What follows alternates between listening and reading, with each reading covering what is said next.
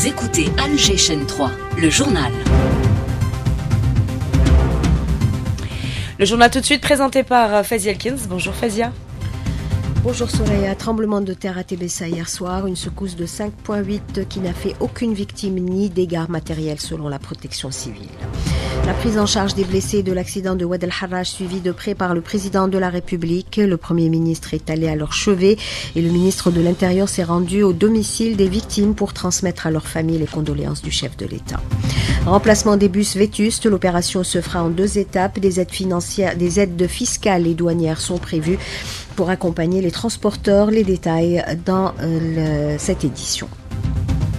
L'Algérie et sa diaspora en France face à la stigmatisation dans les médias et les discours politiques d'extrême droite. SOS Racisme réagit et dépose plainte contre des responsables français. Le génocide se poursuit à Gaza, 60 martyrs ces dernières heures, notamment à proximité des centres de distribution d'aide. La communauté internationale est interpellée pour mettre un terme à cette agression barbare. Alerte canicule de Météo Algérie, elle concerne aujourd'hui et demain plusieurs régions du centre et de l'ouest. Les températures pourraient atteindre les 45 degrés. Sport football, championnat d'Afrique des Nations 2024. La sélection nationale à prime est à 1 point des quarts de finale. Les Verts jouent ce soir à Nairobi face au Niger.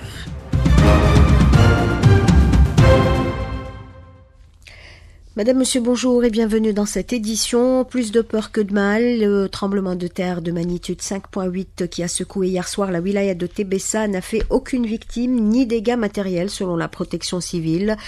La secousse a été ressentie dans les wilayas de Biskra et d'El Oued. L'épicentre du séisme a été localisé à 10 km au sud-est de Negrin. Une réplique de 4,7 a été enregistrée 10 minutes après la première secousse. Au lendemain du drame routier qui a fait 18 morts, le Premier ministre s'est rendu au chevet des blessés à l'hôpital Zmirli pour s'enquérir de leur état de santé. Nader El-Arbaoui leur a transmis la compassion du président de la République et son attachement à suivre personnellement leur prise en charge.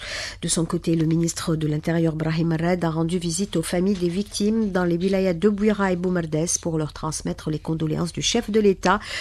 Et à Ain Taya, le ministre de la Communication a assisté à l'inhumation d'une des victimes. Mohamed Messiane n'a pas manqué de faire part à la famille du défunt des condoléances du président de la République. Et suite aux directives du chef de l'État concernant le retrait progressif de la circulation des bus vétustes et le renouvellement du parc national de transport public, le ministre des Transports a réuni les acteurs de son département, l'occasion pour Saïd Saïoud d'annoncer une série de mesures concrètes à mettre en œuvre en 2 étapes. Linda Boadma. Dans une première étape, il a été décidé de retirer de la circulation de manière progressive, étalée sur 6 mois, tous les bus de 30 ans d'âge. Pour atténuer les effets de cette décision, les pouvoirs publics accompagneront les propriétaires de ces bus en accordant des facilités, notamment un abattement fiscal et douanier pour l'acquisition de bus de moins de 5 ans d'âge. Il est aussi question d'encourager et de développer une industrie locale de construction de bus. Il a été également convenu de mettre sur pied des commissions regroupant les différents intervenants, autorités, transporteurs et voyageurs pour valider après contrôle la mise en circulation de tout véhicule transportant des voyageurs. Il a été décidé de mettre en service un numéro vert au niveau des directions de wilaya des transports afin de permettre aux Algériens d'informer de tout dépassement constaté. Dans une deuxième étape, il s'agit de retirer les bus de 20 ans d'âge et enfin, il s'agit de renforcer le dialogue et la concertation afin d'accompagner les réformes en cours pour assurer un service public en matière de transport en commun moderne et sécurisé. Et la prudence et la vigilance restent de mise. Plusieurs accidents de la circulation ont été enregistrés hier. Le dernier en date, une collision entre un véhicule touristique et un autre utilitaire sur la RN1 reliant Al-Menira à Ardaya a fait 2 morts et 5 blessés. L'Agence nationale pour la valorisation des ressources en hydrocarbures et la compagnie américaine Occidental Petroleum signent 2 conventions pour la réalisation de 2 études portant sur l'évaluation du potentiel en hydrocarbures sur 2 périmètres, ceux d'El Ouabed et Dahar. La foire commerciale intra-africaine se prépare. Le ministre du Commerce intérieur et de la régulation du marché national a réuni hier les cadres de son département pour faire le point sur l'état d'avancement des différents aspects organisationnels et logistiques de cet événement. Taïb Zetouni a donné des instructions pour redoubler d'efforts et renforcer le suivi sur le terrain des comités préparatoires, notamment en ce qui concerne l'aménagement des espaces réservés aux exposants, les services logistiques et la facilitation de la participation des opérateurs économiques nationaux sociaux à ce rendez-vous continental prévu du 4 au 10 septembre prochain. L'Algérie et sa diaspora en France font face à un discours de plus en plus hostile, stigmatisant et raciste de la part de certains politiques et médias d'extrême droite. Des propos qui ont fait réagir l'association SOS Racisme. Une plainte a été déposée contre Noëlle Lenoir, ex-ministre française, qui a affirmé lors d'une émission télé diffusée en direct que des millions d'Algériens représentent des risques majeurs. Des déclarations d'une extrême gravité pour Dominique Sopo, président de SOS Racisme. Il le dit à Mariam Djahri.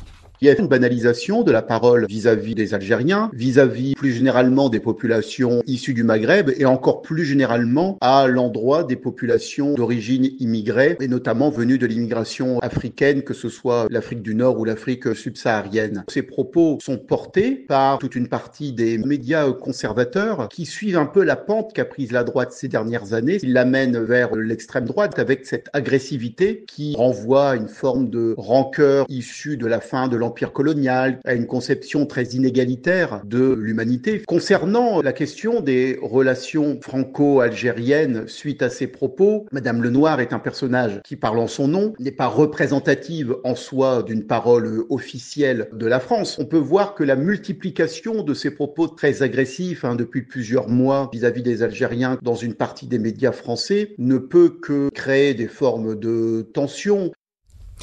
Le génocide se poursuit à Raza, 60 martyrs ces dernières heures à proximité notamment des centres de distribution d'aide.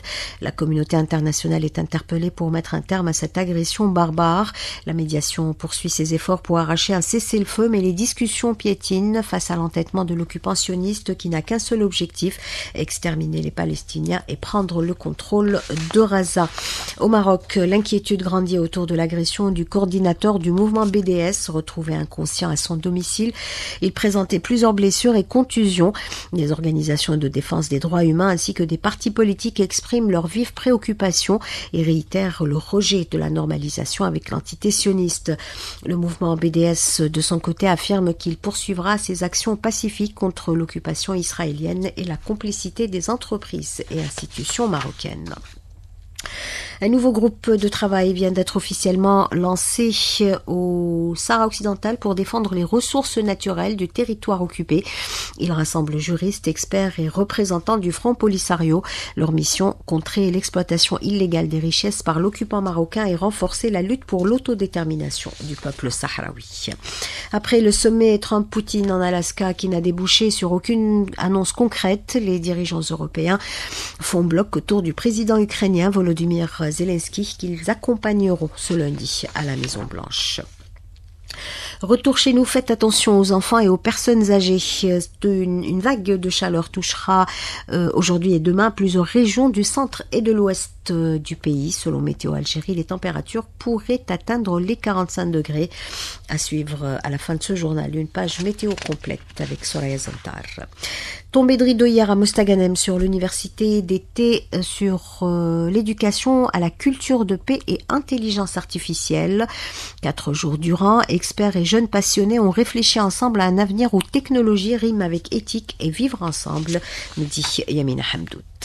Entre réflexion technique, apprentissage collectif et dimension humaine, chacun en retient une leçon particulière. De jeunes participants nous partagent leurs impressions sur cette expérience unique. Notre but, c'est de créer une IA qui s'imprègne les valeurs de l'ECP, telles que l'égalité, l'éthique et le respect de la nature. Pour faire ça, on souhaiterait créer notre propre IA qui consomme moins. On va faire ça avec des techniques d'optimisation et de caching. Ce projet m'a vraiment permis d'appliquer toutes les compétences et d'investir dans un vrai projet. On espérait développer un travail d'équipe collaboratif grâce à la dynamique du cercle qui nous permet une transmission claire de messages et on aimerait apprendre à transmettre clairement notre message au niveau de la communication. Pour ça, on a besoin de développer une vision commune pour incarner ces valeurs et les transmettre au mieux. Dans une ambiance musicale, le groupe El Amel entraîne le public dans un voyage poétique à travers les chants soufis andalous, concluant la rencontre sur une note artistique et spirituelle. De Mostaganem, Yamina Hamdout pour Algéchien 3.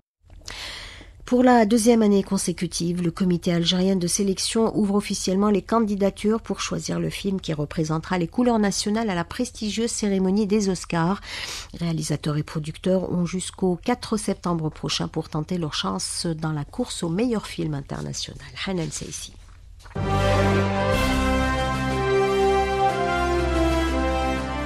L'appel à candidature concerne tous les réalisateurs et producteurs de films, une occasion pour encourager la créativité et l'innovation cinématographique algérienne. Mais avant cela, une première étape, celle-ci se déroulera au niveau du comité de sélection, où des professionnels algériens du 7e art se pencheront sur les critères académiques et artistiques des films en lice. Belkacem Hadjadj, président du comité de sélection. Une fois qu'on a visionné tous les films proposés, ce comité se réunis pour discuter, débattre, délibérer et choisir le film qui va représenter l'Algérie aux Oscars. Il y a la qualité professionnelle et technique du film, le scénario, l'histoire, est-ce qu'elle est originale. Et puis après, on voit le traitement qu'en a fait le réalisateur. D'un point de vue écriture filmique, esthétique, tous les paramètres qui permettent d'apprécier la qualité d'un film. Ce genre d'événements internationaux est une vitrine pour la production cinématographique algérienne. Dans l'absolu, un film qui est produit en Algérie, s'il part dans des festivals, ça lui donne de la visibilité. Et comme sortir un film, commercialement j'entends, par un producteur, ça coûte les yeux de la tête. Et la sélection à des festivals, aux Oscars, aide le film dans ce sens-là. C'est tout simplement un signe que ce film-là a retenu l'attention de spécialistes du cinéma. C'est déjà que c'est un film qui a quelque part potentiellement des atouts. Le choix final sera dévoilé dans les prochaines semaines, un choix crucial car derrière le film retenu, c'est tout le cinéma algérien qui ira à la conquête de l'Oscar. Du sport football pour terminer, 5e et dernière journée du groupe C du championnat d'Afrique des Nations 2024 décalé à 2025. La sélection nationale à prime est à 1 point des quarts de finale. Les Verts jouent ce soir à Nairobi face au Niger. Les hommes de Majid Bouguerra, invaincus jusque-là, comptent 5 points après une belle victoire 3-0 face à l'Ouganda, suivie de 2 matchs nuls contre l'Afrique du Sud et la Guinée. Un simple match nul contre le Niger suffira aux Verts pour décrocher leur ticket pour les quarts de finale et c'est tout le mal qu'on leur souhaite. 8h12 sur Alger Chaîne 3, c'est la fin de ce journal réalisé par Issa Abdelrahman. Yassine était à la console technique, Nesrine à la régie d'antenne et tout de suite c'est la météo avec Soraya Zentar.